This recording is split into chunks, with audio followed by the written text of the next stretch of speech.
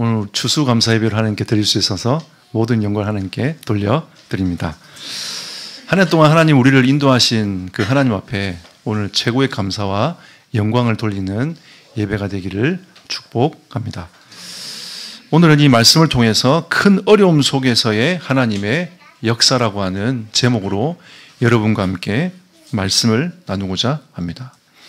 하나님이 이스라엘 백성들에게 왜 새 절기를 지키라고 말씀하셨을까요? 우리는 하나님의 은혜를 때로는 받기도 하지만 잃어버릴 때도 참 많습니다. 그래서 하나님이 이 새 절기를 통해 가지고 우리가 잃어버릴 하나님의 은혜와 그 축복을 다시금 새기고 하나님 앞에 나와서 감격과 감사로 하나님께 나아오라고 우리에게 말씀하시는 겁니다. 그러면 그 첫 번째 절기가 어떤 절기입니까? 유월절이죠. 유월절은 어떤 사건입니까? 우리 인간에게 들어와야 될 이 재앙과 사망과 어두움이 넘어간 것이죠. 어떻게 넘어갔습니까? 어린 양의 피 바를 때 넘어갔습니다. 우리에게 오는 재앙은 그리스도의 피와 그 언약이 아니면 절대 넘어갈 수 없습니다. 하지만 그리스도의 언약의 피를 바른 하나님의 백성들은 그 재앙이 넘어가게 된 것이죠. 하나님이 그 은혜에 감사하라고 우리에게 유월절을 말씀하신 겁니다. 이 새 절기를 지키라고 말씀하시는 거죠. 그러면 결국 이 유월절은 어떤 것입니까? 하나님이 우리를 구원하신 그 구원의 은혜에 우리에게 머물러 있으라고 말씀하고 있는 것이죠. 그리고 하나님은 우리에게 오순절을 지키라고 말씀하셨습니다. 이 오순절의 의미는 성령의 임재인 겁니다.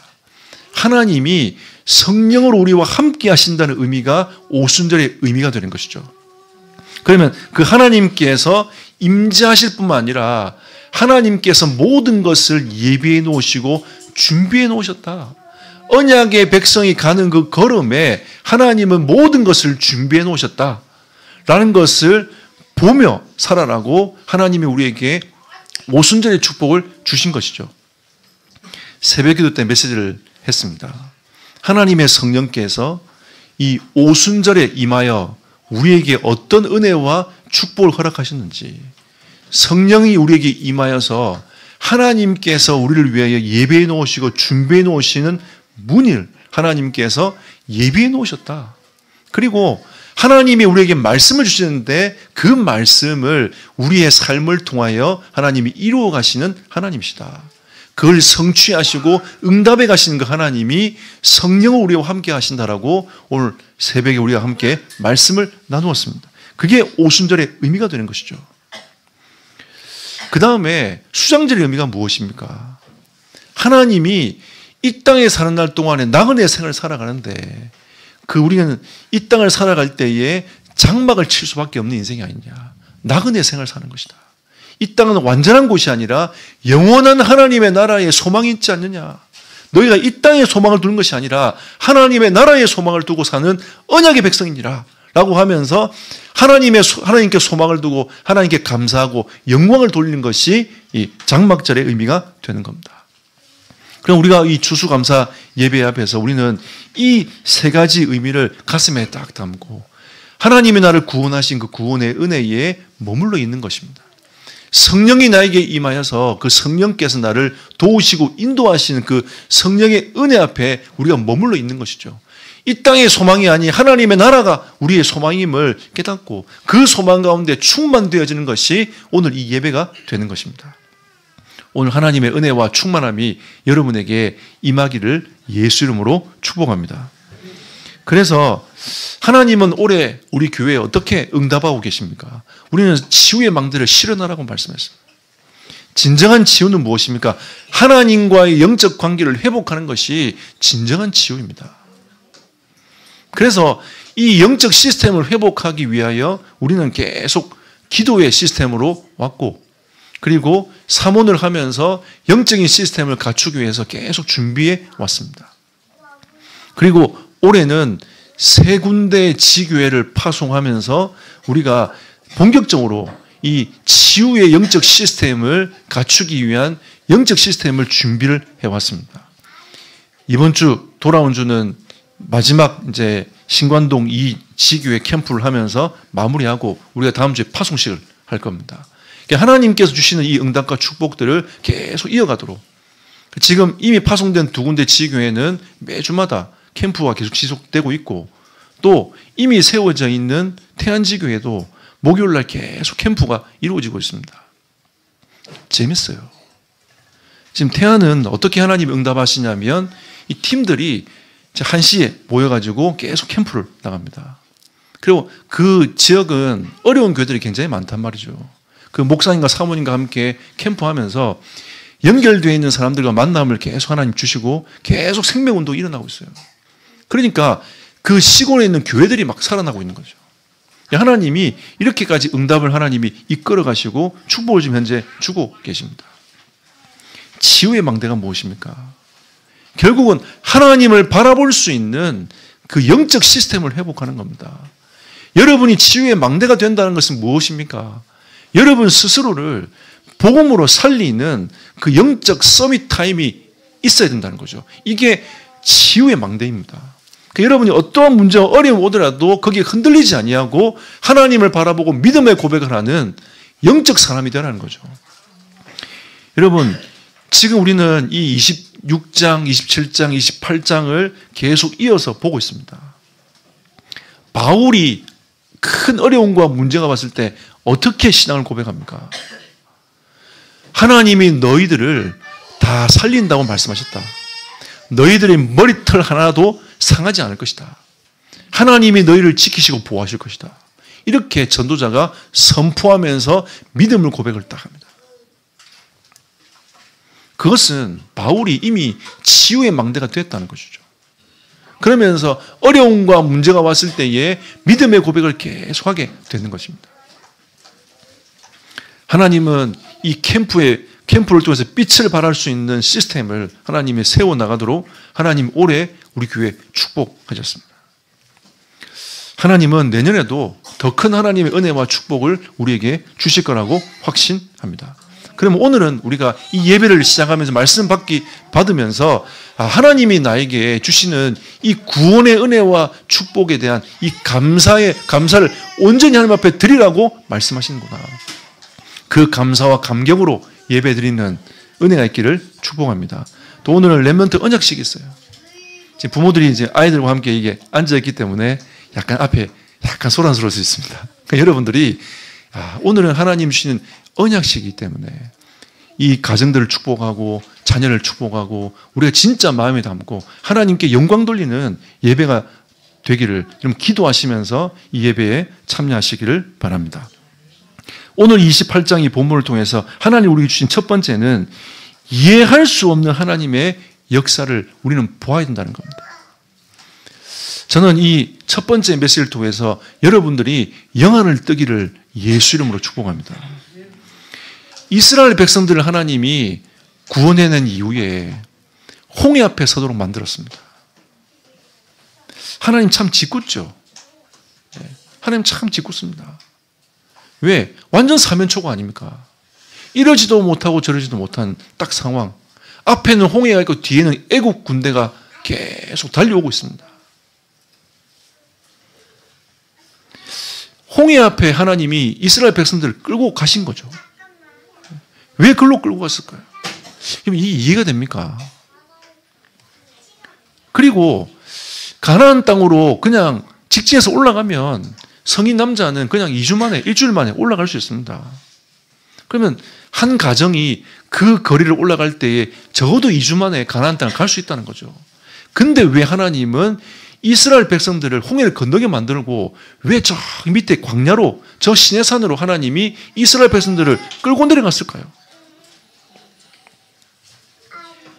또 하나님은 그 이스라엘 백성들에게 그 광야 생활할 때 좀 편하게 해주면 될 텐데 왜 하나님은 성막을 지으라고 말씀했을까요? 우리는 이해할 수 없는 하나님의 역사 앞에 때론이 있습니다.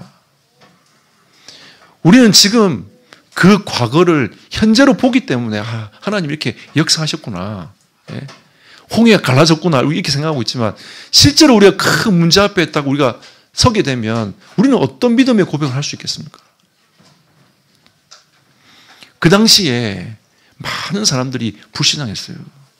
우리가 애굽에 그냥 종살이하고 있었으면 그래도 고기도 먹고 그냥 그래도 우리는 이미 사면초가를 당하지 않을 텐데 어렵지만 큰 어려움을 당하지 않을 텐데 네가 하나님의 말씀을 따라서 우리를 끌고 내더니 우리를 다 죽게 만들게 되었구나 라고 하면서 원망하고 불평을 계속하는 겁니다. 근데 이 출애굽기 14장에 보면 하나님이 성경은 뭐라고 했냐면 바로의 마음을 완악하게 하셨다고 했습니다. 하나님이 왜 바로의 마음을 완악하게 했을까요? 이게 이해됩니까? 불신자 왕의 마음을 완악하게 만들었어요. 근데 그 성경에 보면 하나님을 여호와인 줄 알게 하기 위하여 그의 마음을 완악하게 만들었다고 했습니다.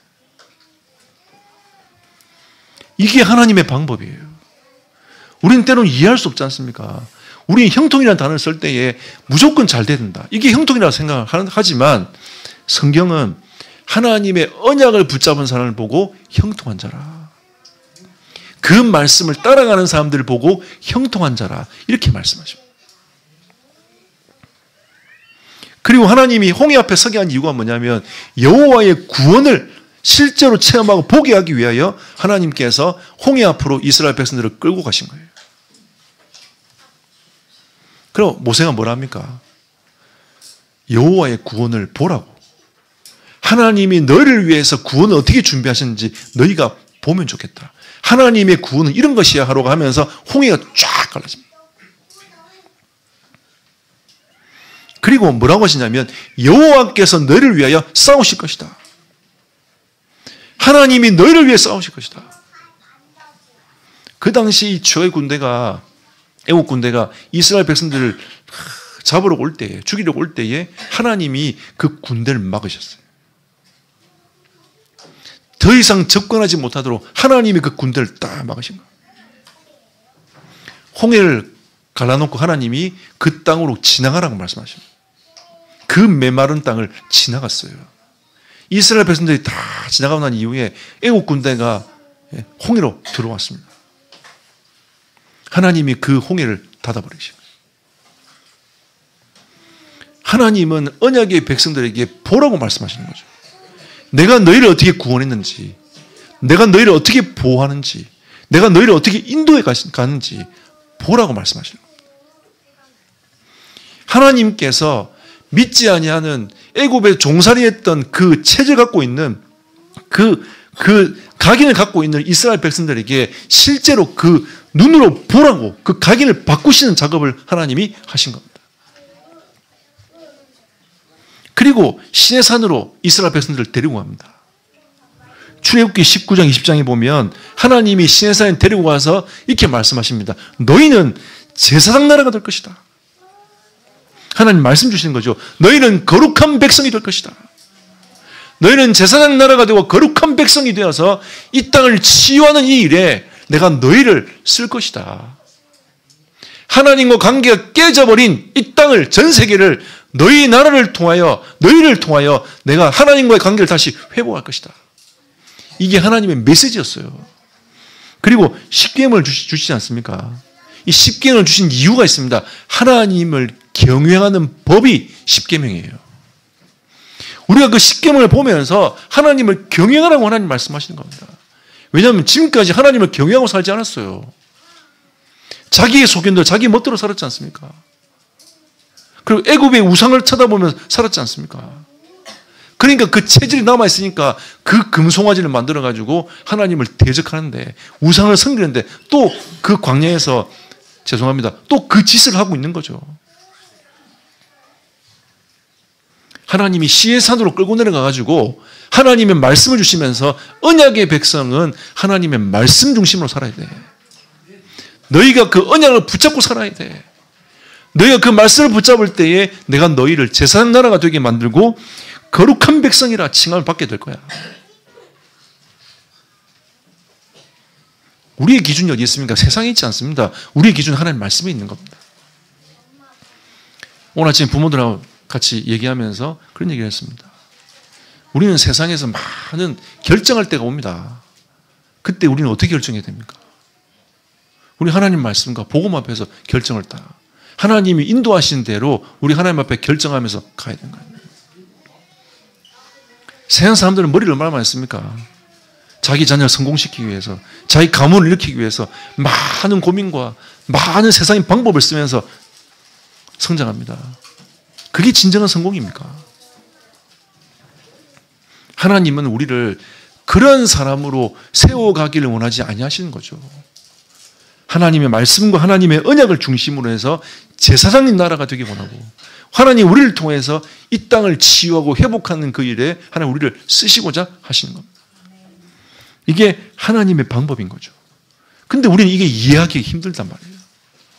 하나님이 여러분과 저에게 진짜 영안을 뜨게 하시기를 예수 이름으로 축복합니다.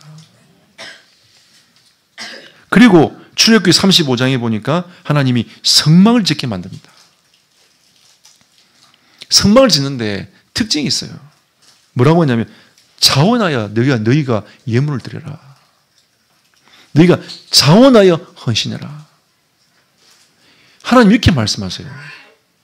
왜 성막을 지으라는데 너희가 자원해서 예물을 내고 자원해서 너희가 이렇게 헌신하도록 해야 되냐.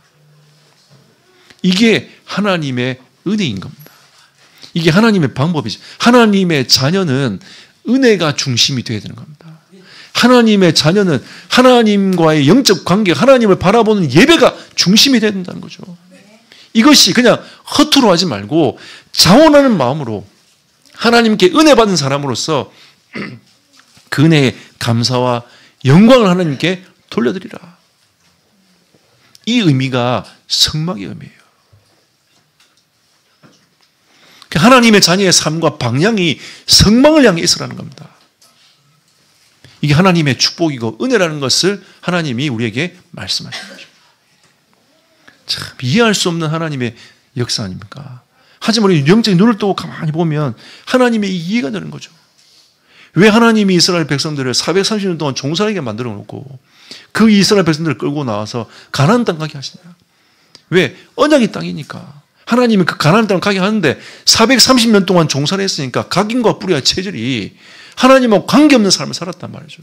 그러니까 하나님이 임의적으로 충격을 딱 주는 겁니다. 그게 홍해예요. 그래놓고 하나님이 시내산을 끌고 내려가가지고 말씀을 딱 주시는 겁니다. 이스라엘 백성들의 기준이 너희 하나님의 자녀의 기준이 다른 게 아니라 하나님 말씀이야. 그럼 성막을 짓게 만들어 놓고 자원해서 성막을 짓게 만들어 놓고 우리의 모든 삶, 하나님의 자녀의 모든 삶의 기준과 방향 자체가 성막이 돼야 돼. 하나님이 그렇게 말씀을 딱 하시는 거예요. 자, 오늘 이 본문 말씀에도 큰 폭풍으로 800km를 쭉 수위를 10m를 지나다가 멜리데 섬에 딱 들어갔어요. 왜 하나님이 멜리데 섬으로 인도하셨을까요? 왜 그들을 구원해가지고 멜리데 섬에 집어넣었을까요? 왜 하나님이 바울에게 그 독사를 보내가지고 왜 바울의 손을 물도록 만들었을까요? 왜 바울이 독사에게 물렸는데 죽지 않도록 만들었을까요? 왜 거기에 있는 유력자인 보블리오라는 사람 그 가정에 하나님을 치유하도록 만들었을까요? 그 지역에 있는 많은 사람들을 하나님이 치유하도록 만들었을까요? 우리는 이해할 수 없지 않습니까? 800km가 되는 그 수많은 거리를 배로 하나님이 광풍을 통해 이동하게 만들어가지고 왜 그 사람들을 그렇게 만들어놨을까? 우리는 이해할 수 없는 하나님의 계획과 역사들이 있습니다. 우린 때로는 우리가 하나님의 자녀가 되었고 언약을 붙잡고 가고 있는데 이해 안 되는 많은 큰 어려움과 문제 앞에 우리가 서게 되지 않습니까? 근데 그 모든 것은 하나님의 절대 계획이 있는 겁니다. 하나님 뭐라 합니까? 그 폭풍을 만나게 하신 것은 인생은 원래 소망이 없는 거야. 우리에게 말씀하시는 거죠. 우리가 이렇게 해보고 저렇게 해봐도 인간이 할 수 있는 한계는 폭풍 앞에서는 아무 소용이 없다는 것을 하나님이 말씀하시는 겁니다. 우리 인간이 아무리 노력을 해봐도 구원의 소망과 여지가 없다는 것을 하나님 우리에게 말씀하시는 거죠. 그리고 생사화복의 주관자는 하나님이시다. 생사화복의 주관자는 하나님 아니십니까? 276명을 어떻게 보면 275명을 바울의 손에 붙였다라고 하나님 말씀하셨잖아요. 근데 그 생명을 하나님이 주관하셨고 그들을 다 살리는 은혜를 하나님이 주신 거 아닙니까? 생사화복의 주관자는 하나님이시라. 우리가 열심히 잘 되는 것처럼 보이지만 그것 또한 하나님의 은혜가 아닙니까? 우리의 마음대로 해서 될 것 같아서 우리가 이렇게 안 살잖아요. 근데 우리의 뜻대로 우리의 마음대로 살 것 같으면 우리는 이렇게 안 살아요. 근데 인생 살아보니까 안 되거든. 근데 하나님이 거기서 우리에게 주신 메시지가 뭐냐? 하나님의 은혜가 아니면 안 된다는 것을 우리에게 말씀하시는 거 아닙니까? 그리스도가 아니면 진정한 소망이 없다는 것을 우리에게 말씀하고 있는 거 아닙니까? 그리고 하나님은 여러분이 살고 있는 그 지역에 하나님의 절대 계획이 있다는 것을 오늘 이 본 말씀을 통해서 말씀하시는 겁니다. 이 멜리데 지역을 향한, 섬을 향한 하나님의 계획이 있는 거예요. 구원의 소망이 여기에 있다는 것을 하나님이 바울을 통해서 말씀하시는 거죠. 그러면 여러분이 살고 있는 그 지역이 구원하고 100% 관계가 있습니다. 하나님은 그냥 여러분을 이주하게 만들지 않아요. 그러면 여러분을 그냥 이 교회를 만나게 하지 않는다는 거죠. 저는 하나님이 저를 공주로 이주하게 만들어서 여기에서 목회하게 만들 때에 여기에서 저는 하나님 앞에서 세계복음화의 꿈을 꾸기 시작했습니다. 저는 하나님께서 이 교회를 통해서 세계복음화의 그 밑줄 한 줄을 끝도록 하나님이 만들어갈 거다. 그게 더 확신이 있습니다. 이 지역을 향한 하나님의 절대 계획이 있음을 저는 확신합니다. 그래서 좀 느려도 잘 안 돼도 거기에 낙심하지 않는 이유가 있습니다. 왜? 하나님의 계획이 이 속에 있으니까. 제가 할 수 있고 없고의 문제가 아니라 하나님이 하신다는 그 믿음 앞에 제가 있는 거죠. 그러니까 여러분과 저도 하나님 앞에 서 있는 겁니다. 하나님이 이 교회를 통해서 세계복음 하실 것이다. 우리가 조금 느리고 잘 안 되고 큰 문제가 있는 것처럼 보이지만 하나님께서 이 교회의 머리가 되시기 때문에 하나님께서 이끌어 가실 것이다. 우리는 이 믿음의 고백이 되어져 가야 됩니다. 두 번째로 하나님은 어떤 문제 속에서도 구원의 역사를 이루어 가시는 하나님이시라. 마가복음 16장 18절에 하나님이 말씀하셨어요. 무슨 뱀을 집으며 무슨 독을 마실지라도 해를 받지 아니하며 병든 자에게 손을 넣은 즉 나을 것이라. 오늘 본 말씀 보십시오. 바울이 이 말씀이 바울에게 성취가 됐습니다. 뱀을 집으며 무슨 독을 마실지라도 해를 받지 아니하고 바울이 손이 이 독사에게 물렸지만 그 독이 퍼지지 아니하고 하나님이 지키시고 보호하신 겁니다. 지금 이 사도행전은 의사 누가가 보는 거 아닙니까? 그죠? 의사 누가의 관점에서 보는 거 아닙니까? 하나님이 의사 누가 관점으로 보도록 만든 거죠. 그리고 치유에 대한 부분들도 의사 누가의 관점으로 보게 만드는 겁니다. 근데 뭐라고 얘기하냐면 바울이 손을 얹은 적 나았다. 기도해서 나았고 독사에 물렸지만 그 독이 아무런 소용이 없었다. 그걸 누가만 본 게 아니라 그 멜리데 섬에 있는 유력자도 보았어요. 사람들이 뭐라고 합니까? 바울이 좀 있으면 죽을 거다. 이 사람이 폭풍 때는 살아남았지만 결국은 공의에 의하여 이 사람이 손에 독사에 물려서 죽게 됐구나 라고 이 사람들은 생각을 한 거죠. 근데 하나님이 바울을 살리셨습니다. 지키신 거죠. 하나님의 말씀을 성취하기 위해서입니다. 우리는 독사에게 물리지도 말고 풍랑도 만나지 말고 그래가지고 항해가 너무 순풍을 향해서 항해가 탁 돼가지고 로마 황제에 가서 복음 전하고 이런 걸 꿈꾸겠지만 지금 이 어려움 속에서의 하나님의 역사를 가만히 보세요. 우리가 이해 안 되는 하나님 역사지만 하나님은 지금도 구원의 역사를 이루고 계속 계십니다. 그럼 누가 이 멜리데셈에 가서 복음 전할 수 있겠습니까? 이 하나님의 기적을 볼 수 있겠냐는 거죠. 진짜 하나님이 살아계심을 그들이 알 수 있겠습니까? 그들이 하나님 역사를 볼 수 있겠습니까? 하나님이 이스라엘 백성들을 홍해 앞에 서게 하신 것처럼 바로의 마음을 완악하게 하신 것처럼 그렇게 하지 않았다면 여호와인 줄 알겠습니까? 큰 풍랑이 일어나서 하나님이 보호하심을 그들이 보지 못했다면 그들이 여호와 하나님이 바울과 함께 하신 여호와 하나님을 그들이 과연 볼 수 있겠냐는 거죠. 세상 사람들이 얘기합니다. 내가 그 예수님 십자가의 피를 죽으시고 부활하신 걸 내가 보면 내가 믿겠다면서. 여러분 직접 본 사람들 믿었습니까? 그 수많은 사람들이 믿지 않았어요.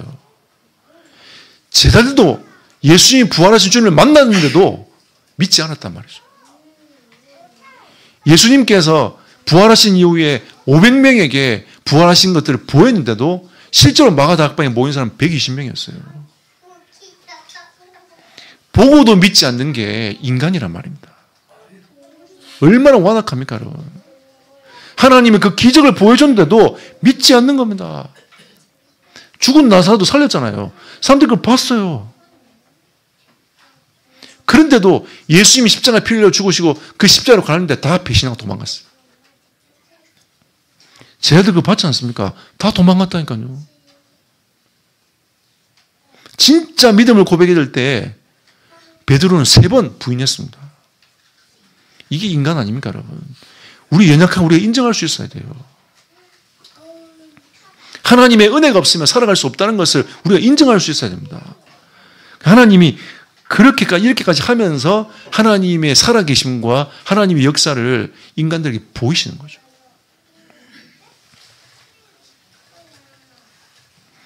예수님께서 풍랑을 잠잠케 하신 것도 제자들이 봤어요. 물 위로 걸어온 것도 보았습니다. 또 혈류병 여인이 예수님 옷자락을 만졌는데 치유된 것도 봤어요. 따라다니면서 다 봤습니다. 3년 반 동안 그 기적이 그것만 있겠습니까? 많은 기적을 봤어요. 예수님께서 사마리 여인을 어떻게 품어나가는지도 주님 봤다니까요. 근데도 이 제자들은 자기의 생각이 다 굳어져가지고 이 하나님이 주신 이 복음과 하나님의 은혜가 그들에게 들어가지가 않는 겁니다. 얼마나 인생이 악합니까? 마태복음 28장 18절 20절에 모든 민족에게 이 복음은 증거된다고 말씀했습니다. 멜리데 섬은 원주민들이 사는 거예요. 그래서 주변 사람들이 뭐라고 했냐면 저들은 야만인이라 이렇게 표현을 했습니다. 하나님의 마음이 어디 있냐? 바울이 로마에 가지만 그 풍랑과 폭풍을 통해서 하나님의 살아계심도 증거해야 되겠고 저 야만인들에게 복음도 증거해야 되겠고 하나님의 그 마음이 있는 겁니다. 그래서 수위를 그렇게 만들었다가 멜리데 섬에 그 바울과 그 사람들을 떨어뜨린 거죠. 그래서 그 현장에 그 복음이 들어가지 못한 그 야만인 현장에 그리스도께서 복음이 증거되어져 가도록 바울을 그렇게 인도해 가신 겁니다. 그래서 보블리오를 제자 삼고 원주민들을 제자 삼다. 나중에 그 문헌에 보면 이 보블리오가 멜리데 섬의 감독이 되었다. 이런 문서가 나옵니다. 하나님이 그 현장을 살리기 위하여, 하나님 그 원주민들을 살리기 위하여, 하나님의 관심은 복음이 들어가지 못한 그 종족들에게 하나님의 마음이 있는 겁니다.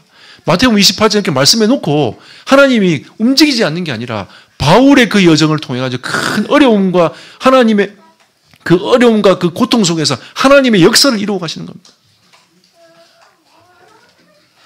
우리는 지금 인도가 문이 막힌 것처럼 보입니다. 그렇지 않습니다. 이거는 과정의 여정인 거예요. 하나님은 반드시 그 길을 열어 가실 겁니다. 하나님의 뜻과 계획이 이 속에 있다. 그리고 나중에 이 보블리오는 순교합니다. 하나님이 그렇게 쭉 축복하시 인도해 나가시는 그 은혜가 이 속에 담겨져 있는 거죠. 하나님은 어떤 문제 속에서도 구원의 역사를 이루어 가십니다. 우리가 하나님을 아는 만큼 누리고 하나님 아는 만큼 고백할 수 있습니다. 결론 맺겠습니다. 그래서 하나님은 우리에게 선교적인 삶을 살아라 라고 말씀하시는 거죠. 로마서 1장 14절에 보니까 바울이 이런 고백을 합니다. 나는 야만인이나 헬라인이나 유대인이나 다 복음에 비친 자다. 하나님이 우리에게 이런 마음으로 살아라고 말씀하셔요. 제가 어제 끝까지 못 봤는데 우리나라 야구가 일본을 지고 있더라고요. 뭐 11대 4인가? 아, 졌구나. 제가 생각했습니다. 보진 않았는데 졌구나 생각했어요. 보통 스포츠 선수들이 막 얘기합니다. 뭐라고 했냐면 우리가 다 지더라도 일본한테는 무조건 이겨야 된다. 맨날 이래요. 그 일본에서 이겨서 뭐 할 겁니까, 여러분? 저는 좀 그런 사상을 갖고 있는 대한민국 사람들 생각이 좀 답답한 거죠. 왜? 전혀 선교적이지 않습니다. 여러분들은 어떻게 해야 되겠습니까? 우리는 지금 여러분과 저는 정치적인 색깔도 달라요. 그리고 바라보는 관점도 다 다릅니다. 하나님이 이스라엘 백성들을 시내 산으로 끌고 간 이유가 무엇입니까? 기준이 말씀이 돼야 돼. 우리가 선교적으로 산다는 삶이 무엇입니까? 기준이 말씀이 되는 겁니다. 그래 안 되잖아요. 그러면 여러분의 생각이 딱 갇히기 때문에 여러분이 쓰임 받는 거는 베드로밖에 안 돼요. 베드로밖에 안 됩니다. 사도행전 10장 28절에 보니까 하나님이 아무것도 속되다거나 깨끗하게 하지 말라고 했다. 그러니까 유대인이 이방인하고 밥 먹는 그 자체가 불법이란 말이에요. 그들이 보기에는. 근데 하나님이 아무도 속되다고 하거나 깨끗하지 않다고 하지 말라고 했다. 이러면서 약간 얼버무리는 겁니다. 예수님은 요한복음 4장에 보면 사마리아 여인에게 만나러 들어가셨어요. 아무도 사마리아 땅으로 들어가지 않는데 예수님이 직접 들어가셨단 말이에요. 우리는 선교적인 생각을 어떻게 해야 되겠습니까? 우리는 하나님이 주신 구원과 하나님의 은혜가 우리에게 어떻게 와 있어야 되는 거죠? 하나님이 우리에게 주신 선교적 삶입니다. 우리가 눈을 뜨고 어려움 속에 있지만 그게 어려움이 아니라 하나님의 역사를 이루어가는 방법이고 길이다. 이렇게 고백이 돼야 돼요. 여러분 개인적으로 이 가정에 어려움이 올 수도 있습니다. 하나님께서 나를 하나님 자녀로 부르셨으니 지금 내가 당하고 있는 어려움과 이 문제는 하나님께서 반드시 하나님의 역사를 이루어가는 통로가 될 것이다. 우리는 이렇게 고백이 돼야 돼요. 그래서 우리는 복음의 빚진 자 아닙니까? 당연히 복음 전해야죠. 당연히. 그럼 빚을 지고 있으면 얼마나 불안합니까? 그 빚을 당연히 갚아야죠. 하나님이 우리에게 복음의 빚을 졌다. 우리는 그 은혜를 받은 사람으로서 당연히 복음을 얘기하는 겁니다. 증거하는 거죠. 우리가 그 삶을 우리가 살아가는 것이 우리가 해야 될 가장 중요한 삶인 겁니다. 예수님이 사마리아 여인을 살려고 한 것처럼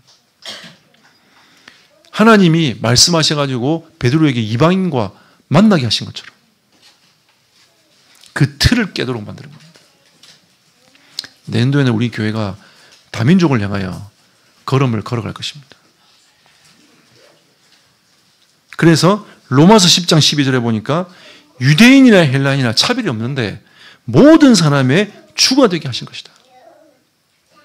모든 사람의 영적인 아버지는 하나님이 되신 거다. 그러니까 진짜 이 다민족들이 힘을 얻고 살아나도록 우리 기도해야 됩니다.